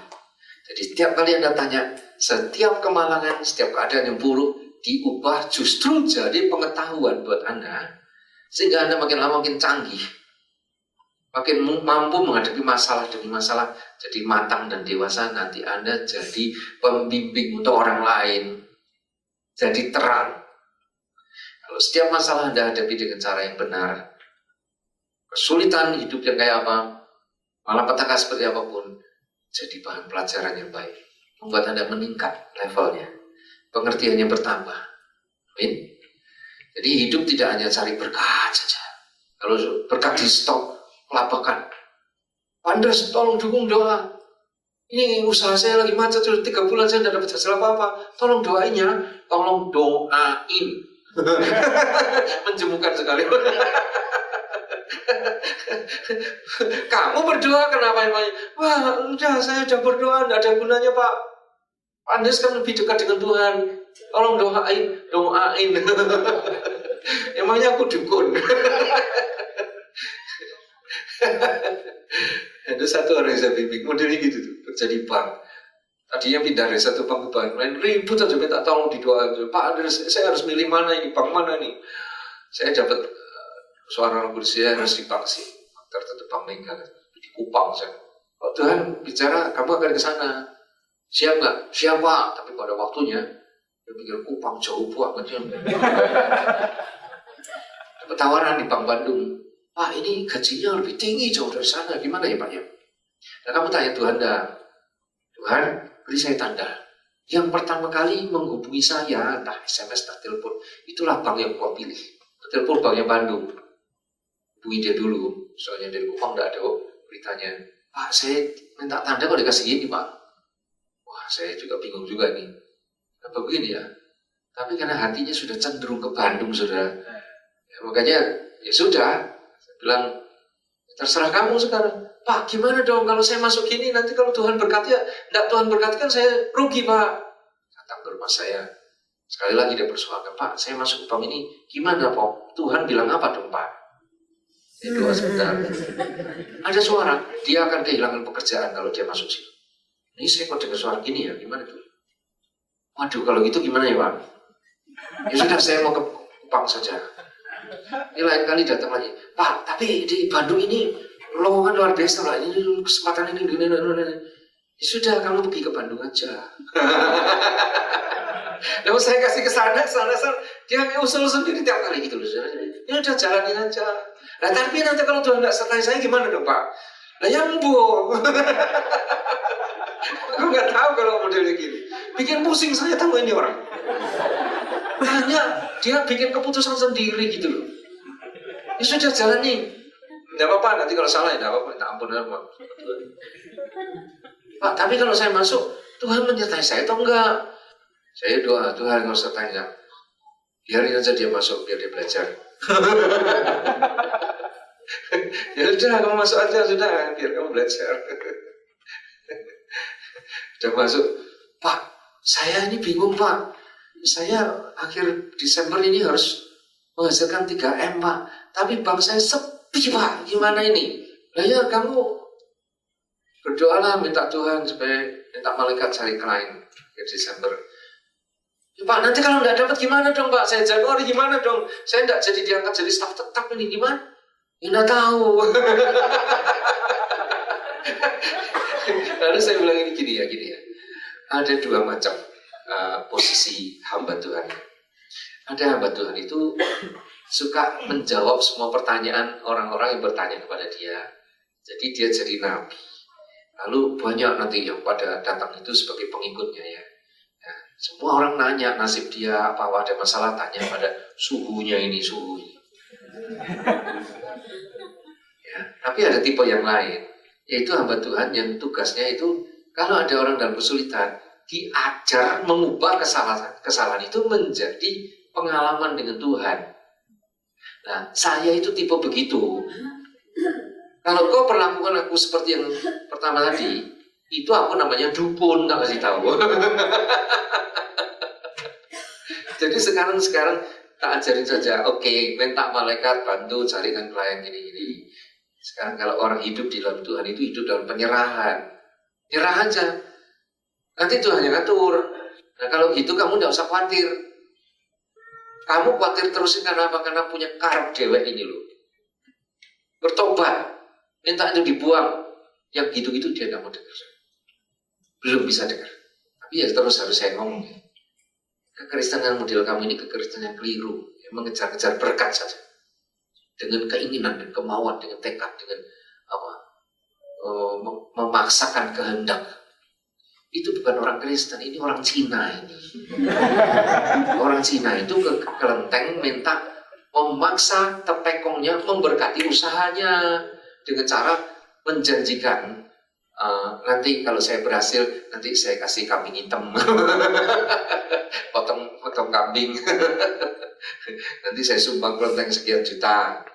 Itu orang Cina itu gitu, maksakan kehendak dan minta supaya alam roh mendukung dia. Itu orang Cina itu. Kristen itu bukan Cina. Orang Cina yang jadi Kristen harus lepaskan kecinaannya itu. Amin. Sudah ada buku baru. Ini hasil seminar beberapa bulan yang lalu. Panggilan seorang wanita. Ini banyak hal tentang pernikahan dan perempuan. Dulu saya seminarkan di sini, sekarang dibuka. Anda bisa dapat nanti di kantor sana kalau Anda mau kasih pada orang lain. Bagus sekali ya.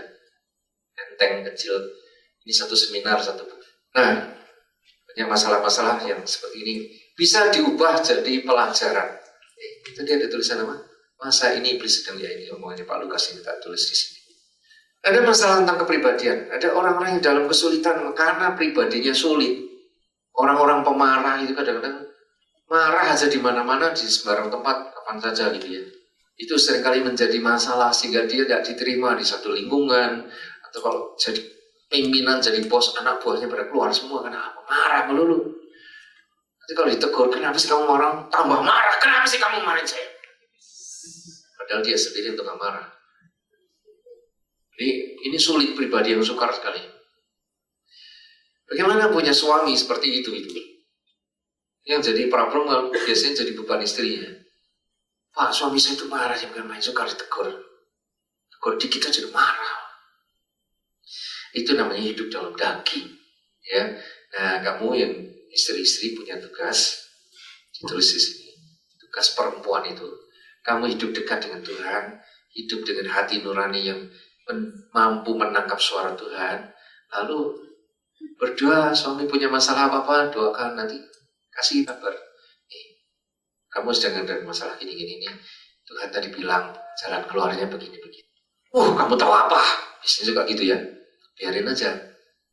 Dia akhirnya nyelonong karpetnya dewe, terjepit, kesulitan. Nanti lo stres sendiri, lo marah-marah di rumah, lo istrinya lama-lama tahu. Oh, kamu gagal ya. Sudah saya bilang kan dulu. Outnya begini-begini, Tuhan yang kasih tahu. Kamu tahu apa? Sudahlah, tidak mau tahu ya Pak, tidak apa-apa, saya cuma kasih tahu saja. Coba lagi, kamu bertobat, minta ampun ke Tuhan, lakukan lagi apa yang saya perintahkan, apa yang saya pesankan. Nanti karena sudah tidak punya jalan keluar, dia dengar suara istrinya itu. Lalu dia, iya, aku itu salah ya, Tuhan, minta ampun. Gitu kan. Lalu dia nurut kata istri, sukses, dia pulang. Wah, kamu benar Pak, ternyata kamu itu benar. Nanti kalau sudah itu berkali-kali terjadi, lama-lama si suami kan tanya, gimana sih caranya kok kamu bisa ngerti terus? Aku kok salah melulu? Karena kalau ikut Tuhan itu tidak dipimpin oleh otak, tidak, tapi dipimpin oleh roh. Roh itu bicara dalam hati. Nah, gimana caranya? Nanti kan lama-lama suaminya belajar. Maka perempuan itu punya tugas membimbing laki-laki kembali kepada intuisi, bukan pakai otak. Laki-laki itu bangganya dengan otaknya itu loh. Makanya pada botak itu karena mengandalkan otak. Yang mengandalkan roh itu tidak botak. Karena otaknya dingin, tidak panas. Kalau terlalu sering panas kan rontok, betul tidak? Erosi, hutanku terbakar. Nah, kepribadian ini dulu waktu muda ya. Saya orang yang penakut, pemalu, dan tidak banyak bergaul, teman hanya 2 orang, 3 orang gitu. Tapi saya tahu itu kekurangan, jadi saya belajar mengatasinya dengan bergaul, masuk ke panduan. Kemudian waktu masuk ke Bandung, saya masuk ke gereja, jadi bergabung dengan KOR, bergaul. Saya mengatasi ini perasaan rendah diri, minder, takut, penakut, takut perempuan, takut setan. Tahun-tahun buang waktu. Akhirnya saya menang dengan menghafal ayat terus. Roh yang di dalamku lebih besar daripada roh yang ada di dunia sesudah saya lahir baru. Itu perasaan tiba-tiba naik sedikit demi sedikit sampai saya menang. Sampai akhirnya masuk dalam iman, masuk dalam urapan. Sudah masuk di urapan, ada orang minder. Saya doakan sekali saja, muntah nih. Keluar nih roh minder, aku kenal kau dengan baik. Muntah orangnya. Langsung sembuh. Wah, dalam hati saya, aku untuk sembuh dari minderku sendiri belasan tahun. Ini orang cuma 10 menit, nggak ada 10 menit lah. Doain aku. Karena di tempat itu nggak boleh orang muntah-muntah, kan gedungnya punya pelindung gedung itu ditawan datu, yang nggak suka pelepasan. Saya nggak berani teruskan. Aku tutup pintunya, nggak boleh keluar sekarang. Nanti keluar kalau di jalan. Enggak jadi muntah. Jatuhnya pulang, besok paginya saya suruh ketemu di Sangaji tempat pelepasan itu di Jakarta ya. Dia tidak muncul. Sorenya ketemu lagi. Saya tunggu tadi kok pagi enggak kamu datang. Kamu enggak datang kenapa? Bisa ngomong dengan lancar. Pak, kemarin pulang dari sini saya muntah sepanjang jalan. Jadi nurut ya, diatur tuh nurut. Muntahnya di mana sepanjang jalan. Jadi sekarang sudah bebas. Sudah Pak. Saya suruh naik atas panggung, dia berani, akhirnya malah dia pamer itu ya, uji diri sendiri. Tidak turun-turun dari mimbar habis, sudah masa-masa itu tidak turun, terus gini-gini itu sambil lihat-liatin orang itu. Demonstratif, cepat sekali. Jadi dari situ saya belajar, minder itu roh ternyata itu bisa ditengking dengan kuasa Roh Kudus. Kalau tidak ada kuasa Roh Kudus, harus dengan melalui pengakuan iman, membina iman, membaca firman, terus Apalagi kalau chatting dengan Tuhan, ngobrol dengan Tuhan itu lebih cepat sebenarnya. Banyak kelemahan pribadi, banyak kekurangan karakter ini cepat dihapus oleh firman. Mendengar suara Tuhan itu sangat penting. Itu bisa mengubah semua karakter Anda yang jelek, apapun yang jelek. Tekuni terus, ngobrol dengan Tuhan, kau bebas. Ya, mudah. Baca 1 Timotius 4 ayat 12, 1, 2, 3. Jangan seorang pun menganggap engkau rendah karena engkau muda.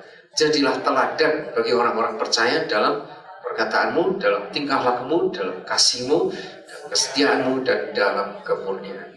Perhatikan ya, Paulus selalu mendorong murid-muridnya. Jangan orang anggap rendah kau. Jadikan dirimu teladan. Amin. Jadi jangan selalu ngaku, saya ini orangnya minder kok, saya itu tidak bisa begitu, saya itu kurang, saya ini orangnya bodoh. Yang gitu terus itu tidak jadi teladan. Kenapa mau gitu terus? Ubah. Cari kebenarannya, bagaimana lepasnya.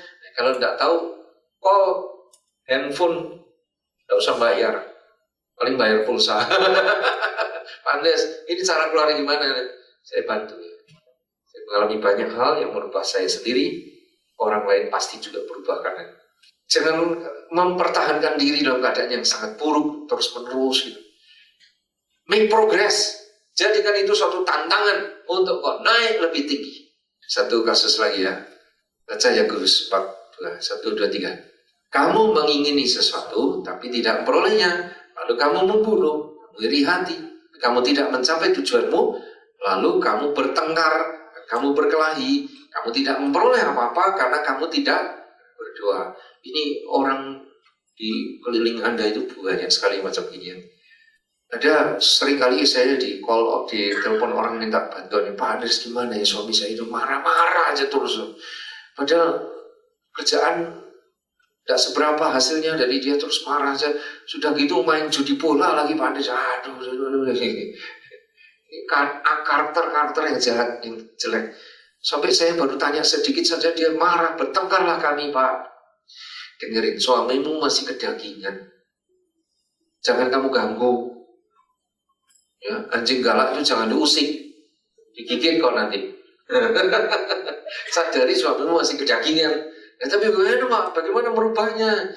Sudah berdoa saja, minta Tuhan pimpin supaya dia tiba pada titik di mana dia menyadari keberadaan dirinya. Saya dulu jadi hamba Tuhan gara-gara didoakan satu kelompok doa yang 6 bulan berdoa terus untuk saya. Tapi saya mengalami pertobatan sendiri di kamar, terima Tuhan Yesus sekali lagi. Mengundang Yesus masuk di hati saya sekali lagi, padahal dulu sudah. Akhirnya saya bertobat, saya melepaskan diri, saya minta dilepaskan dari rokok, lepas. Lalu saya mulai rajin berita Injil, pulang dari pelayanan Injil, saya masuk ke sebuah rumah. Saya lihat orang-orang duduk berkumpul. Dalam hati saya, ini rupanya orang-orang yang ngedoain saya 6 bulan itu. Saya duduk di situ, saya bergabung dengan mereka. Siapa yang melakukan? Tidak ada seorang pun. Dituntun oleh Roh. Hanya karena mereka berdoa. Diatur, saya bertobat sendiri. Sebab belakangan mereka mengaku sama saya. Kami sudah 6 bulan doain kamu. Tadi ketika kamu masuk, kami shock. Kami takut. Karena waktu zaman kalau ada persekutuan doa itu dilaporkan pendeta. Lalu dibilang sesat itu. Disiasat, dikucilkan oleh gereja. Zaman sekarang nggak ada. Semua persekutuan doa malah tumbuh. Mana boleh pendeta ikut campur. Zaman dulu itu zaman sulit. Ternyata mereka takut mendekati saya, tapi karena doa mereka, Roh Kudus menuntun saya sendiri. Akhirnya tiba pada pertobatan, tobat sendiri, rajin lagi melayani Tuhan, atau masuk dalam kelompok ini. Siapa yang ngatur? Roh Kudus. Suami yang paling bandel pun di dunia ini bisa digituin. Asal istri yang berdoanya dengan tekun dan tidak ngomel gitu loh. Yang ngomel itu membatalkan doanya, puasanya batal. Dengan tekun yang percaya Tuhan, berdoa pasti terjadi. Pasti kau dengar, pasti kau sedang kerjakan tobatnya. Nah, kamu ingin sesuatu, kamu ingin memperoleh, tapi kau banyak tingkah, mau membunuh, maki orang, bertengkar, berkelahi, tapi tidak dapat apa-apa. Ini orang kedagingan selalu gitu itu. Saya nasihati si istri, bawa dia dalam doa terus sampai suamimu tiba pada titik pertobatan, mau dilayani, nanti bawa ke saya, tak brodolin kedagingannya itu. Kedagingannya itu bisa dibuang. Kamu dapat suami yang jadi hamba Tuhan. Untuk memperoleh seorang yang berharga, kamu harus bayar harganya dan mau bertekun dalam doa.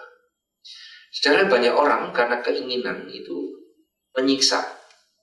Ya, ini satu problem dalam hidup setiap orang. Kalau Anda punya keinginan dan keinginan belum terpenuhi, itu ada yang bertengkar terus di hati Anda.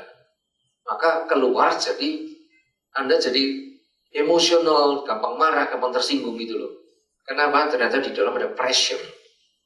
Ada keinginan tapi tak terpenuhi. Nah, setiap keinginan itu selalu efeknya begitu. Selalu bikin Anda resah, gelisah, jengkel, pengen cari jalan keluar tapi tidak ketemu jalan keluar. Sampai akhirnya berdoa, berteriak tapi marah sama Tuhan. Apa yang harus dilakukan? Jangan marah-marah sama Tuhan. Pergi ke bengkel rohani. Minta supaya katup pengamannya dibuka. Itu keinginannya itu dibuang semua, enteng. Keinginannya yang dibuang. Jangan dipelihara terus. Ya, di buku ini juga ada ibu-ibu yang pengen punya anak bertahun-tahun, pengen punya anak, tak pegang aja. Datang ke saya minta didoa supaya punya anak.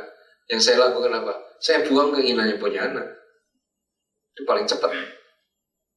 Sudah terangkan sebentar, dia bilang, Tuhan, ambil saja keinginan punya anak ini. Ini menyiksa saya. Ya, keluar tuh keinginan, keluar, ayo keluar. Muntah. Habis itu tidak pengen punya anak. Paling gampang. Nanti bilang, Tuhan, kalau waktunya kau ingin aku punya anak, kasih tahu. Supaya keinginanmu kau taruh dalam hatiku. Nah, itu lebih gampang, betul tidak? Tuhan yang ngatur kapan ada keinginan, kapan tidak perlu ada keinginan, itu Tuhan yang ngatur gitu loh. Relakan diri supaya dijadwal oleh keinginan Tuhan, bukan kau yang memaksa-maksakan keinginan. Ya. Biasanya kalau orang sudah punya keinginan menggebu-gebu ke Tuhan, tidak bisa, larinya ke dukun. Keinginan itu yang harus dilenyapkan, bukan menyalahkan lingkungan atau Tuhan. Yang pengen kawinnya menggebu-gebu, pengen kawan kan sudah usia, sudah tinggal mepet sekali. Pak Andres tolong doain ini, dia pengen menikah dan nikah ini. Oh ya, keinginan nikahnya aja diambil. Loh, kalau diambil gimana Pak? Ini justru waktunya sudah mepet ya. Daripada mepet-mepet tapi keinginan tak terpenuhi, kamu lebih menderita lagi. Serahkan saja sama Tuhan. Tuhan tahu kebutuhanmu. Nanti dia yang kasih program kapan harus kepengen menikah yang dari Tuhan. Keinginan itu yang dari daging itu menyiksa kamu. Itu rela, ayo keluar ini ketegangan karena pengen nikah. Dan keinginan nikahnya keluar. Tangan keluar ada di sini. Guling-guling berapa belas, 10 menit, 15 menit itu teriak-teriak. Karena keinginan menikah. Itu lepas entek lega. Dia tidak pengen kawin. Nanti kalau kawin, karena Tuhan suruh kawin, itu lebih enak. Amin. Oh, tapi nanti kalau Tuhan tidak kepengen gimana Tuhan? Ya tidak apa-apa. Tuhan tidak pengen kamu kawin, ya kamu lebih enak. Daripada kawin nanti ngalamin macam-macam dengan suami yang tidak karu-karuan, harus menderita untuk itu. Belum tentu kau diberi tugas untuk begituan.